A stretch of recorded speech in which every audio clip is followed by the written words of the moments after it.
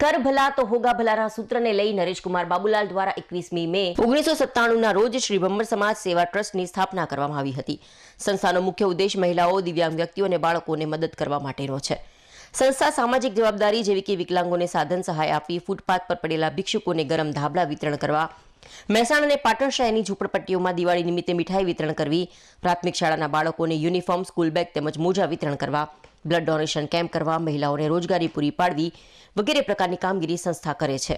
આમ દર વર્ષની જેમ ચાલુ વર્ષે પણ 8મી માર્ચ આંતરરાષ્ટ્રીય મહિલા દિન નિમિત્તે સંસ્થા દ્વારા મહેસાણા જિલ્લાના બેચરાજી તાલુકાના આસજોલ ગામે 100થી વધુ બહેનો સાથે આંતરરાષ્ટ્રીય મહિલા દિનની ઉજવણી કરવામાં આવી. તેમજ આંતરરાષ્ટ્રીય મહિલા દિન નિમિત્તે શ્રી બ્રહ્મ સમાજ સેવા ટ્રસ્ટ મહેસાણા અને GLPCના TLM રમેશભાઈ ચૌધરી દ્વારા આસજોલ ગામમાં મહિલાઓ સાથે મીટિંગ કરવામાં આવી, જેમાં 100થી વધુ બહેનો ભેગી થઈ સ્ત્રી સશક્તિકરણ થકી પોતે પગભર કઈ રીતે થઈ શકે તે બાબતે માર્ગદર્શન આપવામાં આવ્યું. તેમજ સંસ્થા દ્વારા આગામી દિવસોમાં સરકારશ્રીની વિવિધ યોજના અંતર્ગત મહિલાઓને રોજગારી માટે કામગીરી કરવાનું નક્કી કરવામાં આવ્યું.